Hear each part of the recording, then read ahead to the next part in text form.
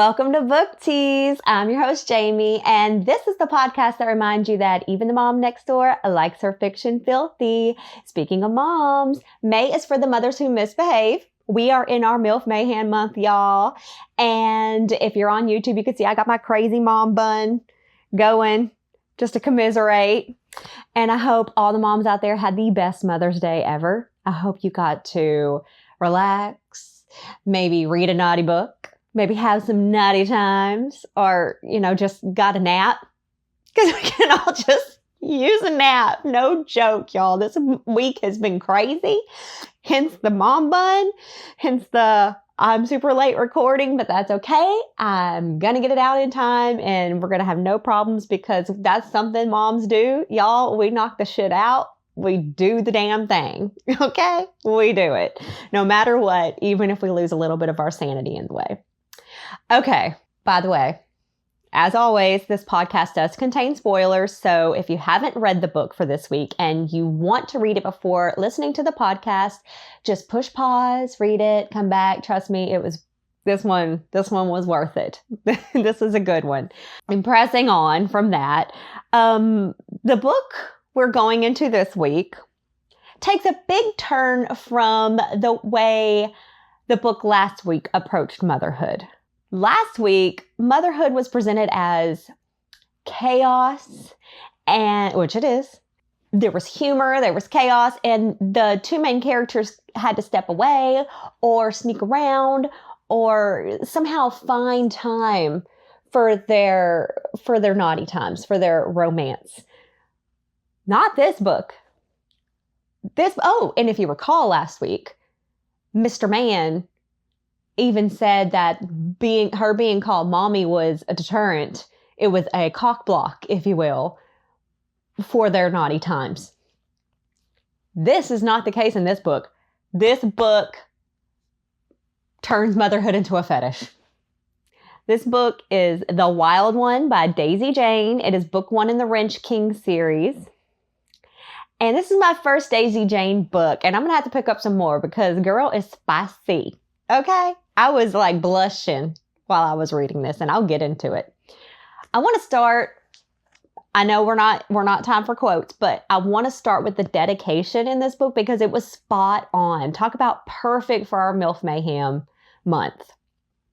The dedication is for new moms, for single moms, for all moms, for every time you unloaded the car by yourself, did all the cooking and the dishes, cleaned the house and did the laundry alone, held your child night after night when they were sick, for the times when you felt stuck in your rocker, nursing a baby while the world went on around you, the countless unseen acts performed daily. I see you. I know how hard you work and you are not alone. Okay, I'm not a single mom and my daughter's 5, so I guess I'm not a new mom anymore either. And my husband is a sweetheart, but I still feel this, y'all. Just all the unseen acts, all the things that women in general think to do, not to cut men. I know there's men out there who do the damn thing too, but my husband just doesn't see. He just doesn't see the laundry that's stacking up. It doesn't bother him unless he runs out of pants. He doesn't see the dishes in the sink. It doesn't bother him, and it drives me nuts.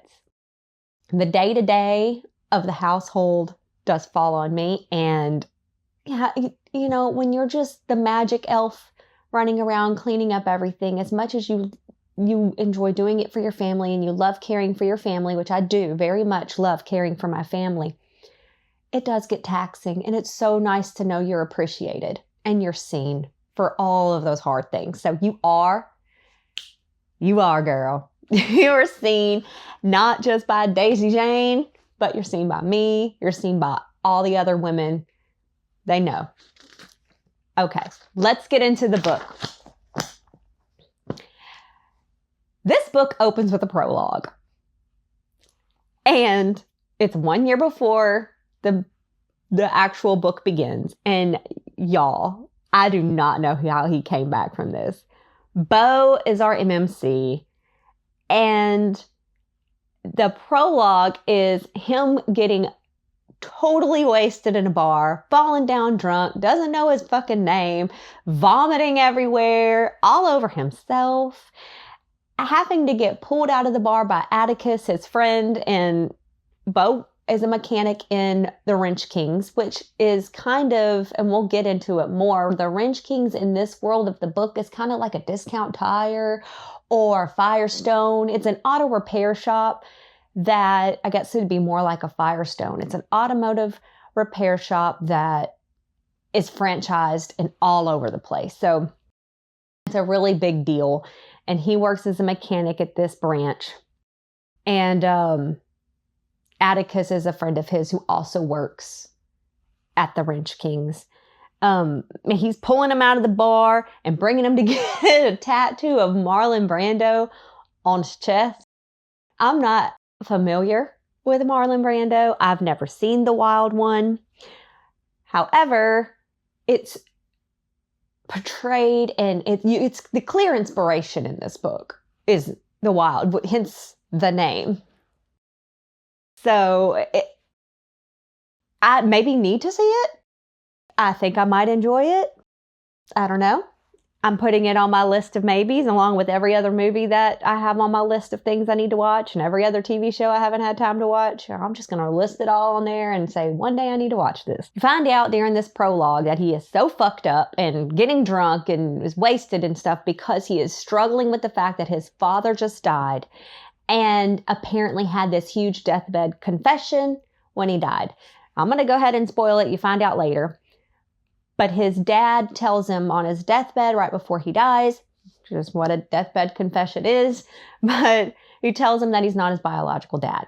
And he tells him the name of the guy who is his biological dad.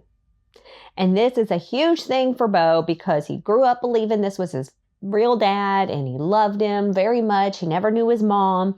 And so it really rocks his world. It hits him so hard and he struggles with it through the whole book. Flash forward 1 year, and now we are in chapter 1 where the book actually begins.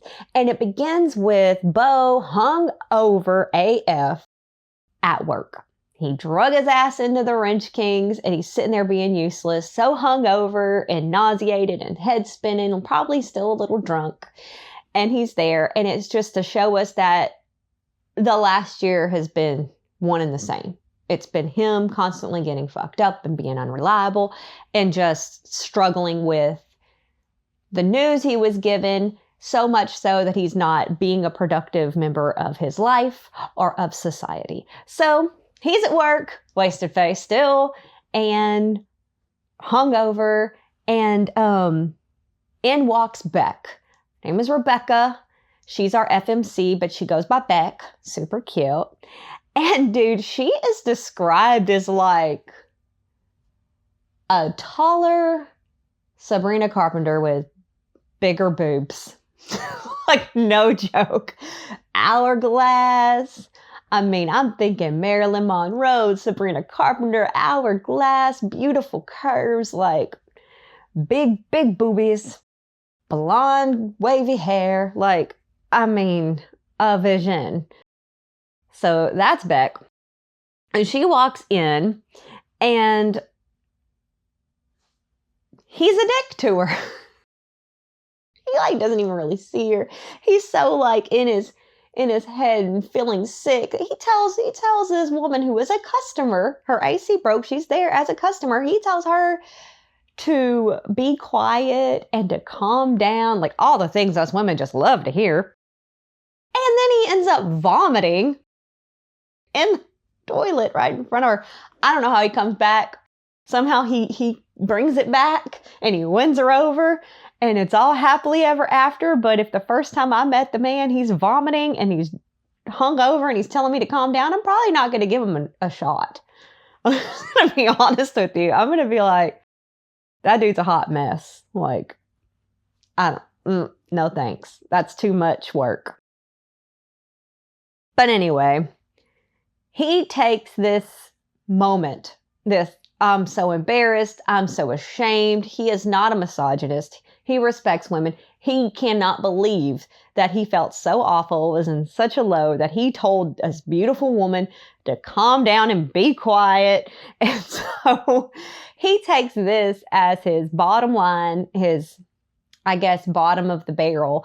And he has decided to, okay, I'm going to clean up my act and sober up and stop being a waste. Well, Becca's having her own hard time. And luckily, when Bo was off vomiting and whatnot, the receptionist there, Delane, tells her, oh, he has broken heart syndrome. Like, he's just having a hard time. And she can sympathize because the last year has been shit for her as well. She and her husband were trying to get pregnant. Then she finds out she's pregnant on the very same day he serves her divorce papers and says that he's been hooking up with some young Instagram model. And so he wants absolutely nothing to do with their son. And he signs his rights over and they go through a divorce. And he is very clear, I want nothing, that is your kid. Even though they were actively trying together. What a fucking asshole. Beck, now the divorce is final. And Jet, her little boy, is now 8 months old. So she moves to this town, Oakfield, I think is the name of the town. Doesn't matter. But she moves there or back home to be closer to her parents so she can have some help. And she wants to eventually open another, she does pottery and she wants to open another, it's like painting with a twist if you've ever been there. You can do sip and sculpt. So cute. I'd do it 1000%. That sounds like a fun afternoon. So she wants to open another studio there at some point and get her life together. But right now she is working as a driver for Will Get You, which is basically this world's version of Uber. So when she goes to pick up her car from the Wrench Kings, Bo is actually sober. He is just like falls into instant infatuation with her beauty. And he's like, I cannot believe I was an ass to this gorgeous creature. And he apologizes profusely. He comps her bill. She's worried that he's going to get in trouble for it. But no, because Bo is the CEO of not just this location of Wrench Kings, but the entire corporation. His father is the founder, or was, and when he passed, he passed it along to Bo. So now he is this millionaire, even though he doesn't act like it, and that's a big thing throughout the book as well. The first night Beck stays in her new house, her friend Goldie shows up. Then Goldie comes and goes, and then eventually moves in later in the book. And she's going through something too, but we don't find out. I'm good 99% sure she's in the next book in the series because this is book 1 in the Wrench Kings series. So I'm about 99% sure Goldie features in the second book. Haven't read it yet. Probably will. I really liked Goldie. I liked her a lot. So I'm probably going to pick that book up. Just letting you know. Spoiler alert. Goldie is the best friend ever because, and I'll get more into this, she is not just a great support system, but she is an honest friend and she calls Beck out on her shit later. And we all need a friend like that for sure. We don't need someone, we want someone who's a cheerleader, but we don't need someone who's just going to blow sunshine or whatever. We need someone who's going to be honest and help us make decisions and not just, oh yeah, we don't want a yes ma'am. Bo is in extreme infatuation with Beck. He finds out she has a kid and he doesn't care, except he's worried that maybe she's married, maybe she's, I don't know. But even if she is married, I've got the biggest crush on her and I hope she's not married. I mean, he is just infatuated, right? Beck is equally infatuated. She tells Goldie about this kid because she could tell he's in his 20s. She's in her 30s. We find out later the specific number. She is 37 and he is 26. And this becomes a huge sticking point for her. And she uses this as an excuse to not be with him for the bulk of the book, y'all. Like, it is a big deal to her, which is super realistic. He can't get her out of his mind. And then apparently he runs into her, literally runs into her. His cart plows her cart in a Sprouts. And they start actually talking. And this is when he finds out for sure that she has a kid, because he meets him. He finds out for sure that she works at Will Get You, which becomes a thing. And this is when she for sure finds out his age, because she just straight up asks him, how old are you? Bo, upon finding out this news, begins scheduling or hiring Will Get You to drive him to and from work just so he can spend time with her. And the first time he did it, he had to like dismiss 2 other drivers and pay for them anyway so he could get her. And then he's like, I'm just going to be calling you so I can keep asking you out, keep getting to know you. She brings Jet along, not the safest thing, which a lot of people tell her, but she brings Jet along on these rides. I'm sorry, as a mom, I don't think so. I do not think so. I am not putting my baby in the back seat and having a complete stranger sit next to her. I don't trust nobody. You don't know who you're picking up as an Uber driver. You don't know you don't know who it's going to be. And here you are letting them sit next to your kid. I'm with her parents and Goldie on that one. I was like, girlfriend, not a good idea, especially since she doesn't need the money. She got a huge settlement during her divorce because her ex-husband's a prominent entertainment lawyer or something like that. So, she didn't need the money, but she needed to get out of the house. Girl, do something else to get out of the house. Take up Pilates, do baby yoga. I don't know, do something. But you do not need to be driving around strangers with your baby in the car. Which, a lot of people do tell her, and Bowie ends up telling her that, and she quits it eventually. But he uses it to his extreme advantage at this point, because he wants to spend time with her and he wants to talk her into going on a date with him despite his age. So he does. And eventually she does decide, okay, I'll go on a date with you. He's so sweet to her. He's so sweet to her kid. He is like enamored with this little boy. He calls him Jetpack. I'm sorry, it's so fucking cute. He calls him that. She's super hung up on his age. She's also super stuck on this idea that Dustin, her ex-husband, should want to be in Jet's life. And she keeps reaching out to him despite the fact that Dustin has very clearly said, I don't want nothing to do with him. I'm signing my rights over. I'm not interested. She still keeps reaching out. And her and Bo get more and more involved. Their relationship progresses at a quick but natural evolution. They go on their date. It goes well. He ends up meeting her parents. It goes well. He's so good to her kid. They just continue on. Then they end up having sex, and then it just, everything progresses naturally. Those are her issues. His issues is it takes him forever to tell her that he is the CEO of the Wrench Kings and that he's a millionaire. He just doesn't think she's going to care. I think he's worried about her seeing him as something other than what he is, or, looking at him differently, because money can make people treat you weird. So he's just having issues. Like, he just hasn't told her.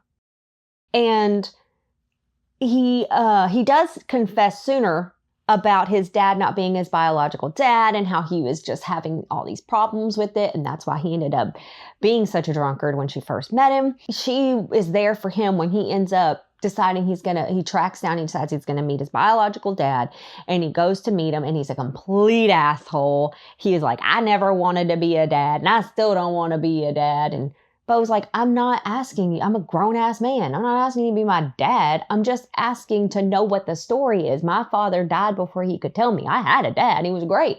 I just want to know why he decided to tell me. I would just want to know what the what happened? Like, you were there. I wasn't there.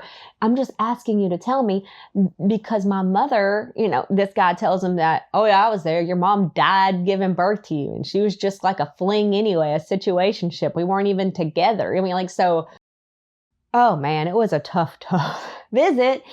And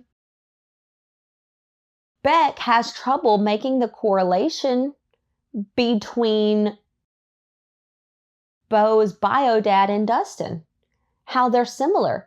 And Beau points it out because he's upset about how that visit went. And he's upset that Dustin wants to have nothing to do with Jet. He'd fully support if he did. But Beck gets pissed off and says, don't talk about don't talk about my son's father. That's his father no matter what. And just like tears into Beau about it. And she's got issues about it. And it ends up being a big fight. And he's like, in this issue, I am Jet. I am Jet in this case. My father wanted absolutely nothing to do with me. And it hurt. And I didn't even know about it. And it still hurts. So, I mean, he's not wrong. Because this is a romance novel, that all works out in the end. Goldie is a badass friend. And she tells Beck, hey, you're fucking up. That was an incorrect thing to say. Beau is a good guy. You need to actually speak to him about your feelings and be honest with him. And she's the one who's pushing, like, I don't agree with you. Actually, I think that your obsession with reaching out to Dustin and trying to get him to accept Jet is not 100% about Jet. It may be somewhat because of Jet, but it's also, you had this idea of this nuclear family that you wanted. You loved that you had both your parents and they were such good parents to you. You were married to this guy you thought you loved. And y'all were going to have this baby, and this is going to be your nuclear family. And then it blew up. It was not at all like nothing has gone the way you thought. He ended up being a complete ass. He ended up being a cheater. He was cheating on you the whole time. You got pregnant. Y'all both were trying, but you got pregnant and he wants nothing to do with the baby or with you. He wants no responsibility of it. It's not at all what you wanted, what you were hoping for. Nothing is what you had planned. And so I think part of you reaching out to Dustin repeatedly is not just because of Jet. It's also because you are holding out that little piece of hope that maybe you can still have that. So I'm glad she called her out.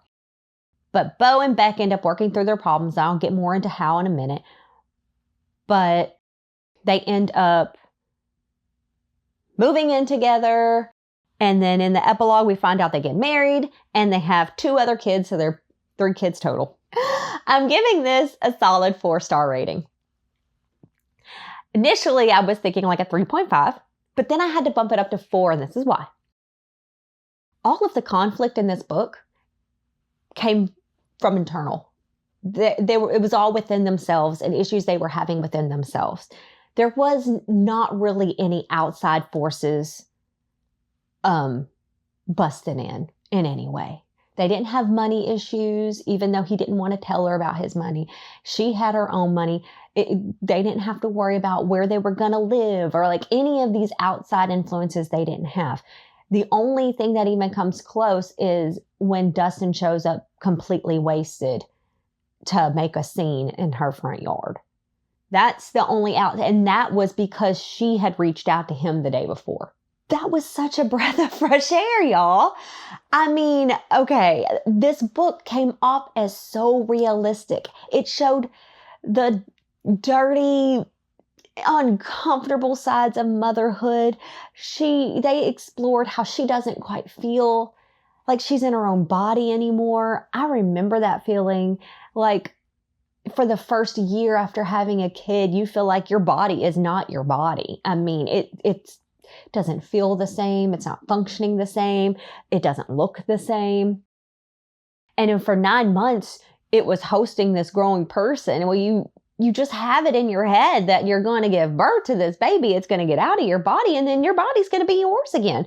And that's not the case. I mean, I had trouble breastfeeding, but even when I was trying to breastfeed, it's just that now my body belongs to this baby.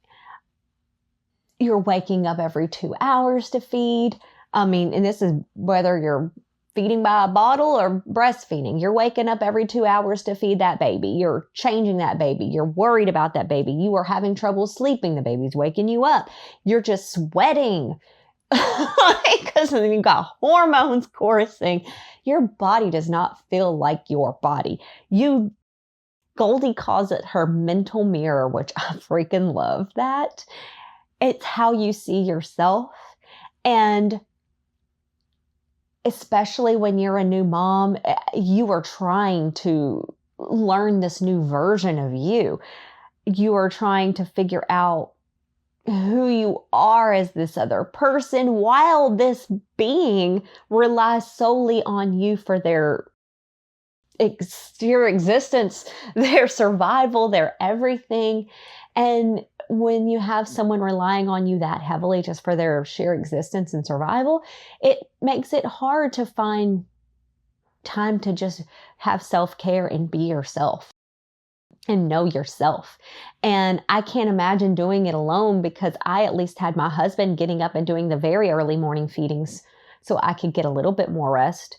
And I can't imagine trying to survive by doing everything alone and having to breastfeed and having to it just seems so difficult. And I love that this book explored that and explored all the insecurities that go along with that, along with the insecurities Beck had about their age difference. She's like, you're 26. Dude, I remember when I was 26, this is what I thought I was going to do. And I am 37 now. My life went a whole different way. I don't want you latching on to me and then regretting it later when you're like, oh man, now I'm in my 30s and look what I did. She's in her 40s now that I'm in my 30s and I'm stuck with this. She is so worried about it. Like, she does not feel comfortable within herself yet. She is having a hard time thinking how this sexy ass 26-year-old is hot for her. Added to all of that, the inside problems are the insecurities, the fear, the stubbornness, things you just naturally fuck up in a new relationship, communication, how much of myself do I share? I love that it explored all that. I loved that the characters were imperfect and we watched them navigate real world problems. These are real world problems. I'm trying to figure out who I am, and she's trying to figure out who she is, and how do we figure out who we are and still be together and grow together? And how much do I tell? When do I tell? He's got this big secret that to him isn't that much of a secret. Everyone in the town knows that he's a millionaire, but she doesn't. And he's like, his friend tells him, hey, you're holding off a part of yourself. If you're that into this girl and you say you love her, you need to tell her. You need to tell her, even if you don't think she's going to care, she's going to find out and be like, why'd you keep this whole side of yourself secret from me? That's weird. Meanwhile, she's scared to tell him about how she's having trouble accepting that Dustin wants nothing to do with Jed and how she keeps reaching out to him. She won't tell him that. And when he finds out, y'all, he is so brokenhearted. And I think he made a great point when he said it wasn't the fact that you did it. I understand why. I totally get why you're reaching out and you want to make triple sure that this man wants nothing to do with Jet. I get it. But I'm hurt because I love you both and I'm here showing up and you didn't even tell me. And I love that they navigated these insecurities and they navigated these personal problems together and ended up growing together. It made it feel believable and it made it feel realistic. And it was a great example of just like basic human interactions. Like, we don't always need some crazy conflict that's coming from the outside when you've got people, and people fuck up. They fuck up a good thing. They get scared. People tend to do that, especially when they've been through a trauma, especially when they've been through disappointments. They tend to get in their heads and they tend to mess things up and get nervous and trip over and fuck up. And then that's why you need to have good friends that are going to call you out, and you need to be able to take responsibilities for your fuck ups and make a repair with your partner. And so y'all can grow together. And we got to watch them work through these issues and grow together. And it really bumped the book up to a 4. It wasn't just spice. It wasn't just romance. It was a realistic love story. The spice, y'all, was a solid 4. We were exploring some kinks up in this motherfucker. Okay? Literal motherfucker. Okay? We were. There was some kinks up in here. Like I said, motherhood was fetishized. Did I say it right? Motherhood was a fetish here. This man full on breastfeeds from her whilst they have sex. That is not a kink I have ever thought about. I mean, my God, I was not prepared. Like, he was like daydreaming about it. And I highlighted it and wrote a note like, what the actual fuck is this man daydreaming about her milk? It made me think, y'all, of those Japanese cartoons, like the ones that are meant for adults, the animes that are meant for adults. I could just see some big booby anime girl just spitting out milk. That's just what it was like. But then I got concerned because they were doing it literally every time they had sex. He was feeding from her. And I was like, what's he gonna do when she stops producing and she stops breastfeeding? Is he gonna not be the same? And she even asks him later in the book, she's like, what about when my boobs are just boobs? Will you still like them? And he's like, hell yeah, I'm still gonna like them. Just enjoying this phase. I was like, I don't know, man. I don't know. I have no way of knowing. He also, y'all, has a full-fledged breeding kink. And it's not long before he's talking about pumping her full of his cum, and he's talking about he wants to push it back in, and he's talking about I can't wait to see you with another baby inside you, with my baby inside you. I mean, he is like full-blown breeding kink. And then later they start exploring the daddy kink, where she starts calling him daddy. And I mean, I'm just like, you guys are getting some freakiness. I mean, they have sex in her studio before it's even open. She's in the middle of building it and they're doing it on the counter. And I'm just like, you gotta have patrons that are gonna go in there to sip and sculpt. I hope they're not sipping on that counter. Y'all, I liked this book a lot. This book was fun, and I really liked, I mean, it was hot. There was sex all throughout. He was either dreaming about sex with her, or they were actually banging, or he was, just, yeah. It was so kinky, but it was also just like so realistic. And like I said, the human interactions were so true. Let's move on to some quotes, y'all, because I got quite a few. Okay, here's Beck. That's a mother's job, wanting the best for her child, even when it hurts her. That is 1000% facts. She says this in relation to trying to reach out to Dustin. She's like, I don't want Dustin back. I know I don't want Dustin back, but I want things to be fine between us for Jet's sake. And Dustin's just drinking and doing drugs and could give a fuck. So, I mean, I get why she kept reaching out for him. I just, at some point during the book, it started to piss me off. Why do you keep reaching out to this asshole when you've got someone who cares about y'all, who wants to be there for Jet? At least be honest with him and tell him and don't hide it. Which is what he says, and she ultimately gets that. It seems like every complaint I had in this book gets addressed.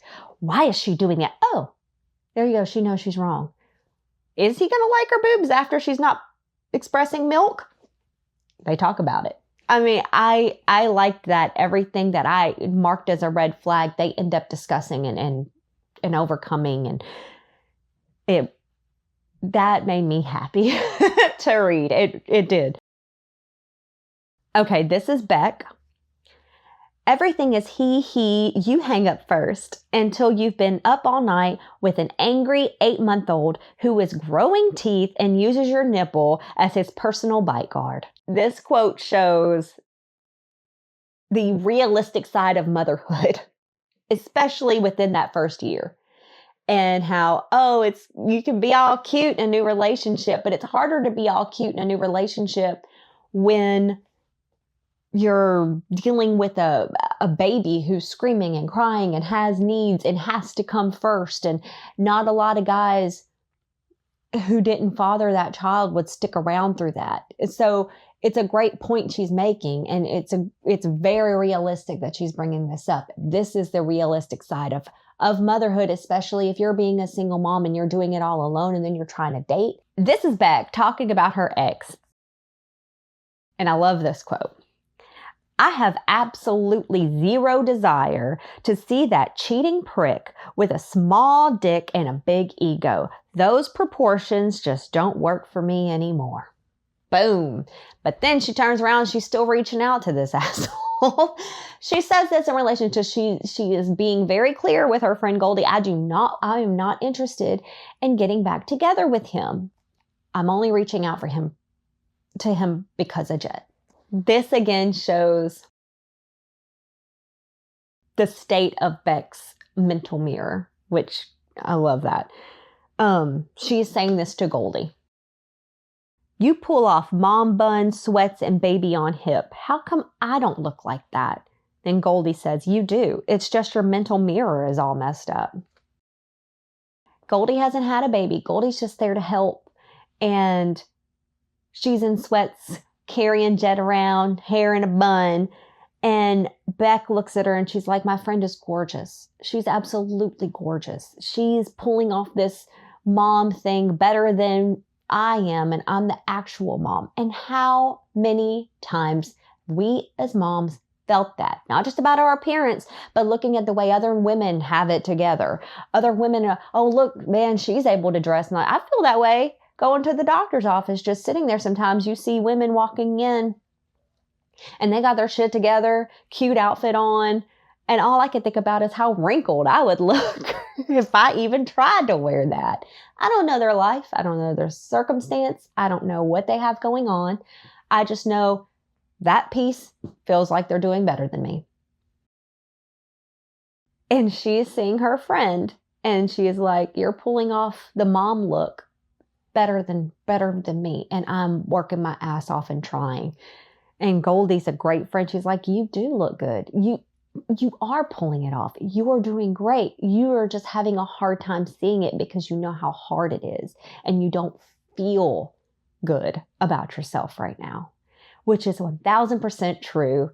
It's what they call in psychology, they call it the spotlight effect, where we will highlight our imperfections and think that everyone around us is also highlighting our imperfections. And they can see what, like if you have a pimple on your face, when you go out and about, you think everybody's looking at that.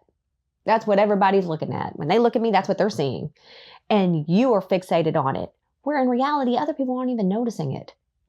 Like, I don't give a fuck about your pimple. But it's a spotlight effect. That's what we know, our imperfections. We live with them every day. So to us, they are going to be highlighted. And I just think, I keep saying it, but I loved how realistic the human connection and the human reactions were in this book.